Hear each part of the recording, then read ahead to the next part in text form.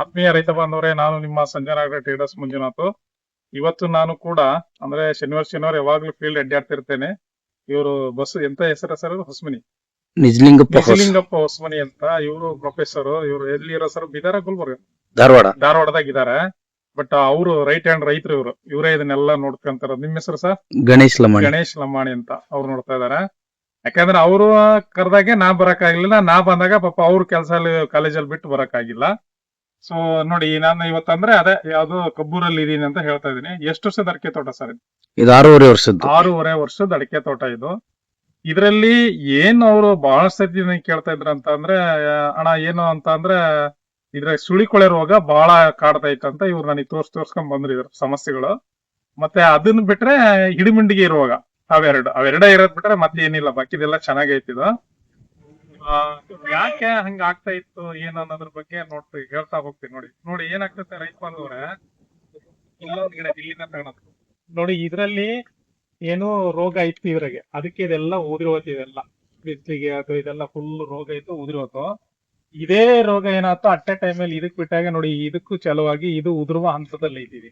ಮತ್ತೆ ಇದೇ ರೋಗ ನೆಕ್ಸ್ಟ್ ಈ ಕಡೆ ಹೊಂಬಾಳೆಗೂ ಕೂಡ ಆವರಿಸ್ಕೊಳ್ತದೆ. ಇದು ಫ್ರೆಶ್ ಆಗೈತೆ. ಇದು ಇಲ್ಲಿ ಏನಾಗ್ತದೆ, ಹೆಣ್ಣು ಮತ್ತು ಗಂಡುಗಳು ಹೂಗಳು ಇದ್ರಲ್ಲೇ ಇರ್ತವೆ. ಈ ರೋಗ ತಾಕಿದಾಗ ಏನಾಗ್ತದೆ, ಇಲ್ಲಿ ತುದಿ ಅಂಚಿಂದ ಸುಟ್ಕೊಂತ ಇಲ್ಲಿ ಹಿಂಗ್ ಬರ್ತಾ ಹೋಗ್ತದೆ. ಗಂಡು ಹೂಗಳಿಗೆ ತಾಕ್ಬಿಟ್ಟು ಪರಾಗಸ್ಪರ್ಶ ಆಗ್ದೇನೆ ಹೆಣ್ಣು ಹೂಗಳಿಗೆ ತಾಕ್ತಾ ನೆಕ್ಸ್ಟ್ ಇದಕ್ಕೆಲ್ಲ ಫುಲ್ ರೋಗ ಆವರಿಸ್ಕೊಂಡು ಇದು ಉದುರಿ ಬೀಳ್ತದೆ. ನಾ ಎಲ್ಲಾ ವಿಡಿಯೋದಾಗ ಹೇಳ್ತೀನಿ ಯಾವ ರೋಗ ಅಂತ ಅಂದ್ರೆ, ಕೊಲೆಟ್ರಾಟ್ರೈಕಮ್ ಅಂತಕ್ಕಂಥ ಶಿಲೀಂಧ್ರದಿಂದ ಈ ರೋಗದ ಬಾಧೆ ಇರ್ತದೆ. ಈ ಶಿಲೀಂಧ್ರ ವರ್ಷದ 365 ದಿನನು ಆ ಅಡಿಕೆ ಗಿಡದಲ್ಲೇ ಇರ್ತದೆ. ಹಿಂಗಾರ ಒಣಗೋದಕ್ಕೆ ಏನ್ ಕಾರಣ ಅಂತ ಇದೇನೆ ನೋಡಿ. ಎಲ್ಲಿ ಇರ್ತದೆ? ಈಗ ನಾವೇನ್ ಮಾಡ್ತೀವಿ, ಬಹಳಷ್ಟು ಜನ ಇದು ಹಿಂಗಾರಕ್ಕಷ್ಟೇ ಸಿಂಪಡಣೆ ಮಾಡ್ಬಿಡ್ತಾರೆ. ಅದ್ ಆಕ್ಚುಲಿ ರೋಗ ಆ ಎಲೆಗಳ ಮೇಲೆ ಫುಲ್ ಕಾಣ್ತತೆ ರೋಗ. ಆ ಎಲೆಗಳ ಮೇಲೆಲ್ಲ ಚುಕ್ಕಿ ಕಾಣ್ತಕ್ಕಂಥದ್ದು ಎಲ್ಲದೂ ಕೂಡ ಅದು ರೋಗನೇ. ನೋಡಿ ಎಲ್ಲಿ ಚುಕ್ಕಿ ಅಂದ್ರೆ ಇಲ್ಲೇ ನಾನ್ ನಿಮಗೆ ಕಣ್ಣಿಗೆ ಕಾಣಂಗ್ ಹೇಳ್ತೀನಿ ನೋಡಿ. ಇಲ್ಲೆಲ್ಲ ಚುಕ್ಕೆ ಕಾಣುತ್ತಲ್ಲ, ಕಾಣುತ್ತ ಬಿಡಿಯೋದಾಗೆ ಇದೆಲ್ಲ ಚುಕ್ಕೆ ಇದೆಲ್ಲ ರೋಗನೇ. ಇದು ಅಂದ್ರೆ ನಾ ಹೇಳೋದು ಇಡೀ ಶರೀರದಲ್ಲೇ ರೋಗ ಐತಿ. ಈಗ ಈ ರೋಗ ಇದ್ದಾಗ ಏನಾಗ್ತದೆ, ಮತ್ತೆ ಹಿಂಗಾರ ಬಂತಂದ್ರೆ ಹಿಂಗಾರಕ್ಕೆ ಆಟೋಮೆಟಿಕ್ಲಿ ರೋಗ ಬಂದೇ ಬರ್ತದೆ. ನೀವು ಅದಕ್ಕೆ ಸಿಂಪಡಣೆ ಮಾಡೋದು ಒಳ್ಳೇದು. ಮತ್ತೆ ನೋಡಿ, ಇವ್ರು ಹೇಳಿದ್ರು ರಾಸಾಯನಿಕ ಗೊಬ್ಬರನ ಬಹಳ ಫೀಡ್ ಮಾಡಿಬಿಟ್ಟಿದ್ರೆ ಗಿಡ, ಅದಕ್ಕೆ ಈ ಸೈಜ್ ಬಂದಿದಾವೆ ಅಂತ. ಬಟ್ ಇಲ್ಲಿ ನೋಡಿ ಗಣ್ಣುಗಳ ಅಂತರ ಏನಾಗೈತೆ ಅಂತಂದ್ರೆ ಇದು ಕರೆಕ್ಟ್ ಆಗಿದೆ. ಇದು ಈ ಗಣ್ಣುಗಳು ಕರೆಕ್ಟ್, ಇದು ಇಲ್ಲಿಂದ ಇಲ್ಲಿ ಕರೆಕ್ಟು. ಹಿಂಗೆ ಹೋಗ್ತಾ ನೋಡಿ ಸಣ್ಣಕ್ಕೆ ಬಂದ್ಬಿಟ್ಟೈತೆ. ಮತ್ತೆ ಇದು ಕ್ರಾಸ್ ಆಗೈತೆ, ಇಲ್ಲಿ ಸಣ್ಣಕ್ಕೆ ಬಂದೈತೆ, ಇಲ್ಲಿ ಸಣ್ಣಕ್ಕೆ ಬಂದೈತೆ. ಯಾಕೆ ಹಿಂಗೆ ಆಗ್ತೈತಪ್ಪ ಅಂತ ಅಂದ್ರೆ, ಇದರಲ್ಲಿ ಏನೋ ಪೋಷಕಾಂಶಗಳು ಸರಿಯಾಗಿ ಗಿಡಕ್ಕೆ ಸಿಗೋದಲ್ಲ. ಬೇರುಗಳು ಸರಿಯಾಗಿ ಬೆಳೆಯೋದಕ್ಕೆ ಅದನ್ನ ಏನೋ ತೋಟ ಮಾಡಿದ್ರಿಂದ ಉಳುಮೆನೇ ಮಾಡಿಲ್ಲ ಇವರು. ಅವಾಗ ಏನಾಯ್ತು, ಮಣ್ಣು ಬಿಗಿ ಆಗ್ತತಿ. ಮಣ್ಣು ಬಿಗಿ ಆದಾಗ ಏನಾಗ್ತತಿ ಅಂದ್ರೆ ಇದಕ್ಕೆ ಸರಿಯಾಗಿ ಪೋಷಕಾಂಶಗಳು ಸಿಗಲ್ಲ ಒಂದು. ಮತ್ತೆ ಪೋಷಕಾಂಶಗಳನ್ನ ಸರಿಯಾಗಿ ಇದಕ್ಕೆ ಏನ್ ಬೇಕೋ ಅದನ್ನ ಸರಿಯಾಗಿ ಕೊಡದೇ ಇರ್ತಕ್ಕಂಥದ್ದು ಒಂದು ಕಾರಣ ಆಗ್ತದೆ. ಮತ್ತೆ ನೀವು ಹೇಳ್ತೀರಿ ಸರ್, ಅಲ್ಲ ಸರ್ ನೀವು ಇದು ಗಣ್ಣು ಹತ್ರ ಬರ್ತೈತೆ, ನೀವು ಹೇಳ್ತಿದ್ರಿ ಪೋಷಕಾಂಶಗಳು ಸಿಕ್ಕಿಲ್ಲ, ಉಳುಮೆ ಮಾಡಿಲ್ಲ ಅಂತ. ಆದ್ರೆ ಗಿಡ ಚೆನ್ನಾಗೈತಲ್ಲ ಅಣ್ಣ, ಇಡ್ರಿ ನೆಟ್ ನೋಡಿ, ಗಿಡ ಚೆನ್ನಾಗೈತಿ, ಸೂಪರ್ ಇದೆ, ಅದ್ರಾಗೇನು ಎರಡು ಮಾತಿಲ್ಲ. ಯಾಕೆ ಗಿಡ ಚೆನ್ನಾಗೈತೆ ಅಂತ ಅಂದ್ರೆ, ಒಂದು ಯಾವುದೋ ಹೆಚ್ಚು ರಾಸಾಯನಿಕ ಗೊಬ್ಬರಗಳನ್ನು ಬಳಸಿದಾಗ ಯೂರಿಯಾ ಪ್ರಮಾಣನೋ ಮತ್ತೆ ಬೇರೆದು ಯಾವುದೋ ಒಂದು ಹೆಚ್ಚು ಹಾಕಿದಾಗ ಏನಾಗ್ತದೆ, ಮತ್ತೆ ಅದ್ರ ರಿಸಲ್ಟ್ ಅದು ಕಣ್ಣಿಗೆ ಕಾಣ್ತದೆ. ನೆಕ್ಸ್ಟ್ ಯೂರಿಯಾ ಹೆಚ್ಚು ಹಾಕಿದಾಗ ಏನಾಗ್ತದೆ, ಹಸಿರು ಇರ್ತದೆ, ಮತ್ತೆ ಅದು ಲಾಂಗಾಗಿ ಬರ್ತದೆ, ಅದು ಹಂಗಾಗ್ತದೆ.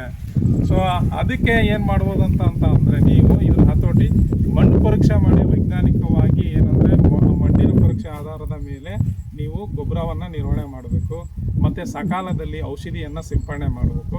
ಅದರಿಂದ ಮತ್ತೆ ಉಳುಮೆ ಮಾಡಬೇಕು. ಅದರಿಂದ ಇದನ್ನು ಹತೋಟಿ ಮಾಡ್ಬೋದು. ಇಲ್ಲಿ ನೋಡಿ ಏನಾಗ್ತದೆ ಅಣ್ಣ, ಇಲ್ಲಿ ಬಾಳೆಗಿಡ ಕಾಣ್ತದ. ಈ ತೋಟದಲ್ಲಿ ಈಗ ಏನು ಮಾಡ್ತಾರೆ ಇವರು, ಅಡಿಕೆಗೆ ಔಷಧಿ ಹೊಡೆದ್ರೆ ಇದಿಷ್ಟು ಹೊಡೆದು ಬಿಡ್ತಾರೆ, ಇದರಲ್ಲಿರೋ ಶಿಲೀಂಧ್ರ ಎಲ್ಲ ಹೋಗ್ತದೆ. ಈ ಬಾಳೆ ಹೊಡೆಯೋದೇ ಅಲ್ಲ. ಈ ಬಾಳೆಯಲ್ಲೂ ಕೂಡ ಪನಾರಮ ವಿಲ್ಟ್ ಅಂತ ರೋಗ ಬರ್ತದೆ. ಅದು ಏನಂತ ಅಂದರೆ ಪಟ್ಟಿ ರೋಗ ಅಂತ ಕರೀತಾರೆ, ವಿಲ್ಟ್ ಅಂತ ಕರೀತಾರೆ. ನೆಕ್ಸ್ಟ್ ಇದು ಎಲ್ಲ ಗರಿ ಎಲ್ಲ ಹುಳಿ ಅಂತ ರೋಗ ಕೂಡ ಶಿಲೀಂಧ್ರ. ಮತ್ತೆ ಅದೇ ಶಿಲೀಂಧ್ರ ರೀಪ್ಲೇಸ್ಮೆಂಟ್ ಈ ಕಡೆ ಆಗ್ಬೋದು. ಅವಾಗ ಏನಾಗ್ತದೆ ಅಂದರೆ ಮತ್ತೆ ರೋಗ ಹೋಗೋದೇ ಇಲ್ಲ, ಹಂಗೆ ಇರ್ತದೆ ಒಂದು. ಎರಡನೇದು ಏನಂದರೆ, ಬಿಸಿಲು ಸರಿಯಾಗಿ ಬೀಳೋದೇ ಇಲ್ಲ, ಕಳೆಗಳು ಬೆಳೆದಿರ್ತವೆ, ತೇವಾಂಶ ಜಾಸ್ತಿ ಆಗ್ತದೆ, ಮತ್ತೆ ಇದೇ ರೋಗ ಸರ್ಕ್ಯುಲೇಟ್ ಆಗ್ತದೆ. ಬಿಸಿಲು ಚೆನ್ನಾಗಿ ಬೀಳ್ಬೇಕು. ಬಿಸಿಲು ಚೆನ್ನಾಗಿ ಬಿದ್ದಾಗ ಏನಾಗ್ತದೆ ಅಂತ ಅಂದ್ರೆ ಆ ಕಳೆ ಮುಕ್ತವಾಗಿರ್ಬೇಕು, ಬಿಸಿಲು ಬೀಳ್ಬೇಕು, ಅವಾಗ ಇದು ರೋಗನೇ ಆಟೋಮೆಟಿಕ್ಲಿ ಹರಿತದೆ ಅಲ್ವಾ. ಸೊ ಹಿಂಗೆಲ್ಲ ಇರೋದ್ರಿಂದ ಇದು ಬಾಳೆ ತೆಗೆಯೋದು ಒಳ್ಳೇದು. ಮತ್ತೆ ಎರಡನೇದು ಇನ್ನೊಂದು ಏನಾಗ್ತದೆ ಅಂತ ಅಂದ್ರೆ ನಾವು ಗೊಬ್ಬರನ ಏನ್ ಮಾಡ್ತೀವಿ, ಬರೀ ಇದಕ್ಕಷ್ಟೇ ಹಾಕಿರ್ತೀವಿ, ಅದು ಅಡಿಕೆ ಗಿಡಕ್ಕೆ. ಇದು ತಗೊಂಡ್ಬಿಡ್ತದೆ. ಇದು ತಗೊಂಡಾಗ ಏನಾಗ್ತದೆ ಅಂತ ಅಂದ್ರೆ, ಈಗ ಎಕ್ಸಾಂಪಲ್ ಬ್ಯೂಟಿಫುಲ್ ಇಲ್ಲೇ ಹೇಳ್ತೀನಿ, ಪೊಟ್ಯಾಶ್ ಇದಕ್ಕೆ ಬೇಕು ಭಾಳ. ಈ ಪೊಟ್ಯಾಶ್ ಇದಕ್ಕೆ ಭಾಳ ಬೇಕಂತಂದ್ರೆ ಈ ತುದಿ ಅಂಚು ಬಾರ್ಡ್ರೆಲ್ಲ ಸುಡ್ತಾ ಇರ್ತದೆ ಇದಕ್ಕೆ. ಇದು ಪೊಟ್ಯಾಶ್ ಇದಕ್ಕೆ ಭಾಳ ಬೇಕಾದ್ರೆ ಮರಿಗಳ ಸಂಖ್ಯೆ ಜಾಸ್ತಿ ಬೆಳೀತದೆ, ಮತ್ತೆ ಅದು ಮನೆ ಚೆನ್ನಾಗಿ ಬಿಡ್ತದೆ, ನಿಮಗೆ ಬೆಳವಣಿಗೆಗೆ ಪೊಟ್ಯಾಶ್ ಬೇಕು. ಇದಕ್ಕೂ ಪೊಟ್ಯಾಶ್ ಭಾಳ ಬೇಕು, ಇಲ್ಲ ಅಂತ ನಾನು ಹೇಳಲ್ಲ. ಇದಕ್ಕೆ ಸಾರಜನಕ ಅಷ್ಟು ಬೇಕಾಗಿಲ್ಲ. ಅವಾಗ ಏನಾಗ್ತದೆ, ಸಾರಜನಕ ಗೊಬ್ಬರ ಇದು ತಗೊಂತಾದ್ರೆ ಬುರುಬುರು ಯೂರಿಯಾ ಹಾಕಿದ್ರೆ ಬೆಳೆಯೋದ ಕೆಲಸ ಸರಿಯಾಗಿ ಬೆಳೀಲಿಕ್ಕೆ ಸ್ಟಾರ್ಟ್ ಆಗ್ತದೆ. ಸೊ ಹಿಂಗೆ ಇವು ಎಲ್ಲ ರೀತಿಯಿಂದ ಹಿಂಗೆಲ್ಲ ಆಗ್ತದೆ. ಮತ್ತೆ ಇನ್ನೊಂದು ಹೇಳೋದು ಏನು, ಶರಣನಲ್ಲ ನಿಮ್ಮ ಹೆಸರು ಗಣೇಶಣ್ಣ ಇಲ್ಲೇ ನೋಡಿ, ಇಲ್ಲೇ ನೀವು ಬಾಳೆ ಹಾಕಿದ್ರೆ ಹೇಳಿದ್ರೆ ನನಗೆ ಇಲ್ಲೇ ಕಾಣುತ್ತೆ ನೋಡಿ. ಈ ಬಾಳೆ ಹಾಕಿದಾಗ ಈ ಗಂಡುಗಳು ಆ ವಯಸ್ಸಲ್ಲಿ ಇರ್ತದೆ, ಪೂರ ಬರೋ ಕಾರಣ ಬಾಳೆನೇ ಕಾರಣ.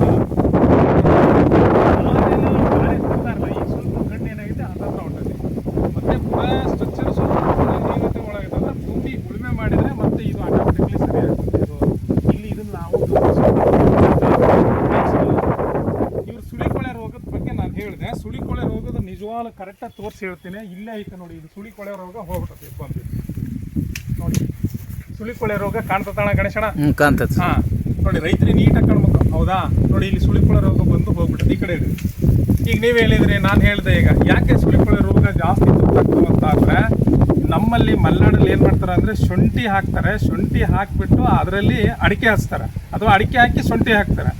ಹೆಚ್ಚು ಗೊಬ್ಬರವನ್ನ ನಮಗೆ ಗೊತ್ತಿಲ್ಲದೇ ಶುಂಠಿಗೆ ಬಳಸೋದ್ರಿಂದ ಯೂರಿಯಾನೋ ಮತ್ತೊಂದು ಯಾವುದೋ ಒಂದು ಗೊಬ್ಬರ ಹೆಚ್ಚು ಹಾಕಿಬಿಟ್ಟು ಇನ್ನೊಂದು ಗೊಬ್ಬರ ತಗೊಳಕ್ಕೆ ಆಗದೇ ಇಲ್ಲ ಅದಕ್ಕೆ. ಅವಾಗ ಏನಾಗ್ತದೆ ಅಂದರೆ ಮರ ಸಮತೋಲನವಾಗಿ ಅದಕ್ಕೆ ಬೆಳೆಯೋದಕ್ಕೆ ಆಗದೇ ಇಲ್ಲ. ನೀವು ಯಾವುದೇ ಒಂದು ಶುಂಠಿ ಕಿತ್ತಾಗಲಿ ಅದು ಔಟನ್ ಇರ್ಬೇಕಪ್ಪ, ಹಂಗಾದ್ರೆ ಒಳ್ಳೆ ರೇಟ್ ಕೊಡ್ತೀನಿ ಅಂತಾರೆ. ಔಟನ್ ಅಂದರೆ ಏನು? ಸಮರ್ಪಕವಾಗಿರ್ತಕ್ಕಂತಹ ಪೋಷಕಾಂಶಗಳ ನಿರ್ವಹಣೆನೇ ಸ್ಕೆಚ್ ಅಂತ ಕರಿತೀವಿ ನಾವು, ಔಟನ್ ಅಂತ. ನೋಡಿ ಈ ಮರಕ್ಕೆ ಅವ ಸಿಗಲ್ಲ. ಈ ಮರ ಏನಾಗ್ತದೆ, ಗೊಬ್ಬರ ಜಾಸ್ತಿ ಹಾಕೋದ್ರಿಂದ ಇದಕ್ಕೆ ಸರಿಯಾದ ಬೆಳವಣಿಗೆ ಏರುಪೇರು ಆಗ್ತದೆ ಪೋಷಕಾಂಶಗಳು. ಅವಾಗ ಏನಾಗ್ತದೆ, ಸೊಕ್ಕು ಬರ್ತದೆ ಅಂತಾರಲ್ಲ, ಅದೇ ಆಗೋದು. ಇದು ನೋಡಕ್ಕೆ ಚೆನ್ನಾಗಿ ಕಾಣ್ತದೆ, ಬಟ್ ಇದು ಒಳಗಡೆ ಇದು ಪಕ್ವತೆ ಬರಲ್ಲ. ನೀವು ಹೆಂಗೆ ಹೇಳ್ಬೋದು ಅಂತಂದರೆ, ಅಡಿಕೆ ಗಿಡಗಳು ಪಕ್ವತೆ ಇಲ್ಲ ಅಂತಂದ್ರೆ ಜಿಬ್ರಡಿಕೆ ಅಂತಾರಲ್ಲ, ಅದು ಅದೇನೇ. ಅದು ಪೋಷಕಾಂಶಗಳ ನ್ಯೂನತೆಯಿಂದ ನೋಡಕ್ಕೆ ದೊಡ್ಡ ಕಾಣ್ತದೆ, ವೆಯ್ಟ್ ಇರಲ್ಲ, ಆಮೇಲೆ ಕ್ವಾಲಿಟಿ ಬರಲ್ಲ ಸರಿಯಾಗಿ. ಕ್ವಾಲಿಟಿ ಅಂದರೆ ಅದೇ ಏನು ಸ್ಕೆಚ್ ಅಂತ ಕರಿತೀವಲ್ಲ, ಇದಕ್ಕೆ ಅದೇ ಆಗೋದು. ಅವಾಗ ಏನಾಗ್ತದೆ, ಫ್ರೂಟ್ ಸೆಟ್ಟಿಂಗ್ ಸರಿಯಾಗಿ ಆಗಲ್ಲ. ಆಮೇಲೆ ಇದು ಸುಳಿಕೊಳೆ ರೋಗಕ್ಕೆ ಈಸಿಯಾಗಿ ಇದು ತುತ್ತಾಗ್ತದೆ. ಈ ಗಿಡ ಸೈಜ್ ನೋಡಿ ಸುಳಿಕೊಳೆ ರೋಗ ಬರಬಾರ್ದು. ಮತ್ತು ಹೆಂಗೆ ಬಂತು ಅದನ್ನು ನಾನು ಹೇಳಿದ್ದೀನಿ. ಪೋಷಕಾಂಶಗಳು ಸರಿಯಾಗಿಲ್ಲ ಅಂತ ಅಂದರೆ ರೋಗ ನಿರೋಧಕ ಶಕ್ತಿ ಕಡಿಮೆಯಾಗಿ ಇದು ಸುಳಿಕೊಳೆ ರೋಗಕ್ಕೆ ತುತ್ತಾಗ್ತದೆ. ಇದು ಆಗಿರೋ ಗಿಡನ ತೋರಿಸಿ ಹೇಳಿದ್ದೀನಿ. ನೆಕ್ಸ್ಟ್ ಈಗ ಆಗೋದು ಅವರೇ ಹೇಳಿದ್ರೆ ಮತ್ತು ಅವ್ರು ಹೇಳಿದ್ರೆ ನನಗೂ ಗೊತ್ತಾಯ್ತು. ಅವ್ರು ಸುಳ್ಳು ಹೇಳ್ತಾರೆ, ನಾನು ಸುಳ್ಳು ಹೇಳ್ತಾರೆ, ನನಗೂ ಗೊತ್ತಾಗ್ತತ್ತಲ್ಲ. ನಾನು ಅದಕ್ಕೆ ಎಲ್ಲೇ ಬಂದ್ರೆ ರೈತರ ಫಸ್ಟ್ ಎಲ್ಲ ಕೇಳ್ಕೊಂಡ್ಬಿಡ್ತೀನಿ ಏನೇನು ಸಮಸ್ಯೆ ಅಂತ. ಅವ್ರಿಗೆ ಉತ್ತರ ಈ ವಿಡಿಯೋದ ಮುಖಾಂತರನೇ ಹೇಳ್ತೀನಿ. ಈಗ ಅವ್ರಿಗಾದ್ರೂ ಹೇಳೋದೆ, ನೋಡೋರಿಗಾದ್ರೂ ಹೇಳೋದೆ, ಪಾಪ ಅನುಕೂಲ ಆಗ್ತದಲ್ಲ ಅಂತ ನೋಡೋರಿಗೆ ತೋರಿಸಿ ಹೇಳ್ತಾರೆ. ನೋಡಿ ಇಲ್ಲೇನಾಗೈತಿ, ಈಗ ಇವ್ರು ಹೇಳಿದ್ರು, ಸರ್ ಇದು ಸುಳಿಕೊಳೆ ರೋಗ ಬೆಳೆದೆ, ಇದು ಗ್ಯಾರಂಟಿ ಬೀಳ್ತದೆ ಅಂತ. ಗಣೇಶಣ್ಣ ವಿಡಿಯೋ ನೀಟಾಗಿ ಕಾಣ್ಬೇಕು. ಹೌದು ಸರ್. ಇಲ್ಲಿ ನೋಡಿ ಈ ಕಡೆ ಯಾಕೆ ಈ ಸುಳಿಕೊಳೆ ರೋಗ ಬೀಳ್ತತೆ ಅಂತ ಅಂದ್ರೆ, ಒಂದು ಪೋಷಕಾಂಶಗಳು ಸಮತೋಲನವಾಗಿ ಇರದೇ ಇರ್ತಕ್ಕಂಥದ್ದು. ಎರಡನೇ ಪಾಯಿಂಟ್ ಇದೇನಾಗೈತೆ, ಹಿಂಗಾಗ್ಬಿಟ್ಟದೆ, ಹಿಂಗೆ ಗಿಡಿಮಿಡಿಗೆ ತರ ಆಗೈತೆ. ಹಿಂಗೆ ಬಿಚ್ಕೊಬೇಕಾಗಿತ್ತು, ಅದೆಲೆ ಬಿಚ್ಕೊಂಡಿಲ್ಲ.